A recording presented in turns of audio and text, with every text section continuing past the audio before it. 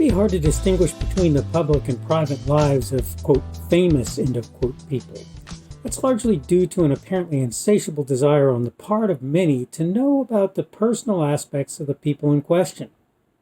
The worst part is when the people themselves get confused and can no longer draw an appropriate line between their personal lives and their public lives. Hello, this is the Daily Summation from Kurt's Religion and Politics. I'm your host. I'm Kurt. Today is Sunday, the 20th of December of 2020. I'm glad to have you listening in, whether it's on Rumble, on the podcast, or on YouTube. Thank you for coming aboard and being with me today. The subject of today, I have titled my little piece, Public and Private. And I have to tell you something. It's somewhat difficult to decide what are important aspects of the thing that I'm going to talk about. Here's the thing. There are a lot of people out there who have public and private lives that where their public life looks squeaky clean and their private life looks horrible. There are people out there who have public lives that look absolutely horrible and their private life is not quite squeaky clean.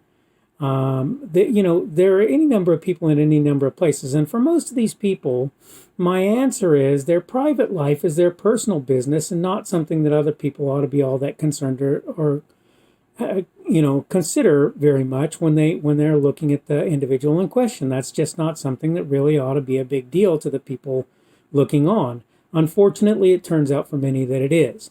That having been said, though, I think the thing that is more of a problem to me personally is that you have a bunch of people out there who look, let's get something straight.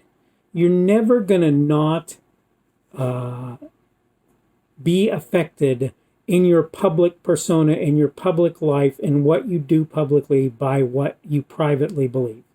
You're never going to not be affected by that. Everybody's going to have that happening. And I don't know any way around that. I just don't. I don't know a way to keep that from being true. That being said, when you put yourself in a position where you essentially have public trust, right? And that's regardless whether it's as a government entity, government individual or whatever, or whether it's as a private company or a public company, whatever it happens to be. When you put yourself in a position of public trust, and you tell people that I'm going to do this thing or I'm going to do that thing, and then when it comes time for you to actually act, your personal beliefs come into play and they're in contradiction to what you've publicly said that you would do, that's a problem. And I hold social media largely as an example of this, and I hold politicians as an example of this, and I hold the news media as an example of this. Right? You've got a bunch of people out there, and these people are publicly saying things like democracy dies in darkness, right? And then living in darkness for a portion of what they do. These people are doing things like telling you we're going to be fair and impartial and allow you to post whatever you think or feel on our public platforms, and then saying as soon as you post this thing that we're going to couch it as disinformation or say that it incites problems of one sort or another. And my answer to that is, if you've said you're going to publicly allow people to post, if you said publicly you're going to allow people to post things on your platforms that you disagree with, then you need to follow through. It's not your job to be the arbiter of truth. If you're head of say, for example, a social media company like Twitter or like Facebook, it's not your job to be the arbiter of truth.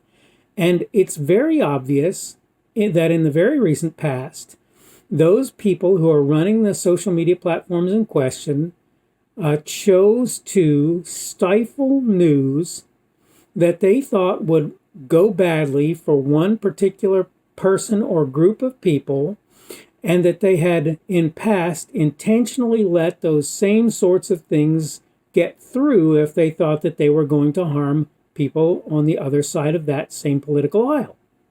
And here's the thing. I want you to let that stuff come out on people who are on the side of the aisle that I support. And likewise, I want you to do so on the other side of the aisle. So the point is, because what I want is more openness. Because what I want is for people to figure out that that it's their job to determine what's true, what's not, what's real, and what's not. So what in your private lives you believe, that's fine and great. But when that starts to encroach on what you're doing publicly and what you have avowed or stated to others that you're going to do, and you fail to do the things that you've stated to do as a result, this is a problem. It's a problem. And there's no way for me to get around that I can think of. And it's true for me as much as anybody. My job is to tell people what I'm going to do and then do it. My job is not to tell people what I'm going to do, then allow the fact that I have personal qualms or whatever that cause me to not do things to not do them. If I say I'm going to do it, I should do it. If I tell you I'm not doing that, then you need to know I'm not doing that. Okay? That's different. If a person comes out and says, yeah, people want me to do this, but I'm not going to do it, then you've said you're not going to do it, and people know what to expect. But whether you have a difference privately from what you say you're going to do or be publicly shouldn't be something that drives how you change your behavior publicly, unless you publicly state, I'm going to change my perspective on this thing or my way of doing business on this thing because I can't support what I've said that I'm going to do. And at that point, when people tell you, oh, well, see you later then, nice talking to you and so forth, when that happens, guess what? That's on you. And I know that this is the problem, that what happened was people thought, I'm going to do this thing. And then they said, well, I'm not really all that hot on doing this particular thing if it means supporting this or that.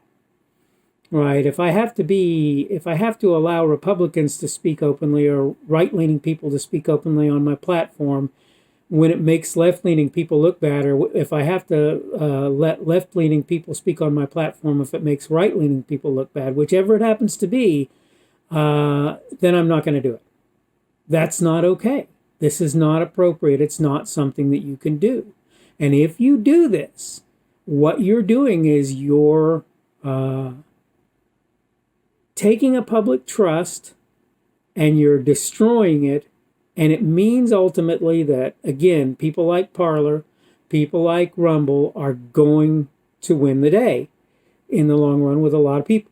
Now, to be fair, there are a lot of people who watch and read the mainstream media. Read the mainstream media. And it's because they're perfectly fine with what's going on. And I'm not saying that that's not going to happen, that's not out there and that's not happening. What I'm saying is, though, that there are going to be a bunch of people who are going to go, nope, that's okay, thank you very much. I still have a Twitter account. I still have a Facebook account. I still have a YouTube account. But I have to tell you something. I'm finding myself being much more successful on Rumble than I am on YouTube, and I'm finding myself enjoying what I'm seeing on Parler. There are some ways that I think that they could be way better than what they are today than anything that I do on Twitter. And I like Minds.com, okay, even though there's some stuff on there I think is a little bit out there. But look, this is the point. To have people be able to say things that are out there, that's not a problem for me. InfoWars, what's his name? I don't even remember his name now. Alex Jones, right? I don't care. Let him say what he wants to say, and I'll look at it, and if I think there's anything to what he has to say, great. If I decide that he's out of his tiny mind, that's fine too. The same thing applies to Rachel Maddow as far as I'm concerned. Rachel to me is a flake, but you know what? That doesn't mean she never says anything worth looking or paying attention to. Looking at her, paying attention to, right? That doesn't mean that. The guys on late night, Stephen Colbert, right? Stephen Colbert, right? Whatever. I don't care. Whatever you want to call him, Colbert, whatever. My point is, he may be a flake to me, but even if he's a flake, he needs public space. Not needs, but should be allowed public space, just like everyone else. All right, I think I'm about done with my video for the day. I hope you can stand my little rant. It is again Sunday, the 20th of December of 2020. Tomorrow will be Monday, the 21st of December of 2020. And I, being a working schlob, I will have to do the working thing tomorrow. But hopefully I will still be able to get a daily summation out tomorrow as well. And hopefully we will see you again then. So by all means, if you're interested in what I'm saying, don't forget that you can subscribe to me on YouTube and click the notification and make sure that you get notified of new content from me. And that also definitely applies to Rumble, which I am having a great deal more success on these days. And again, I thank you very much, the people on Rumble for whom that's true. All right. Yet again, I hope you're having a good day. I hope the week coming up here, that this is the start of today, Sunday being the start of it, is a good week for you. And hopefully we will see you again tomorrow. The speaker on this edition of the Daily Summation is Kurt Schubert. This video was recorded on Sunday, the 20th of December of 2020. The Daily Summation is created for Kurt's Religion and Politics.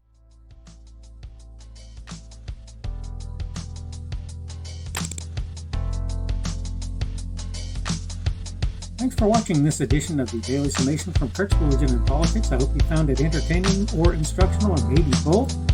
If you want to see more from me, you can go to blogs.kpschubert.com. That's blogs.kpschubert.com. I am on Twitter, Parler, and Minds.com. My handle on each of those is @kpschubert. That's @kpschubert. I have a Rumble and a YouTube channel. They are the Kurt's Religion and Politics channels on Rumble and YouTube. I have a Facebook page. The Facebook page is Kurt's Religion and Politics as well. I am on Patreon. If you want to support me, that's one of the better places you can do that. And you will find me at Kurt's Religion and Politics on Patreon. I have a podcast. The podcast is podcasts with an S, .kpschubert.com. That's podcasts.kpschubert.com. I think you should be able to find me with relative ease on Apple Podcasts, Google Podcasts, and Spotify as well. The best way I find to do that is to look for Kurt's Religion and Politics. You can try to use the Daily Summation. I find that it doesn't work as well as a general rule, but you can always try that. I'm glad to have you aboard today, and hopefully we will see you again tomorrow.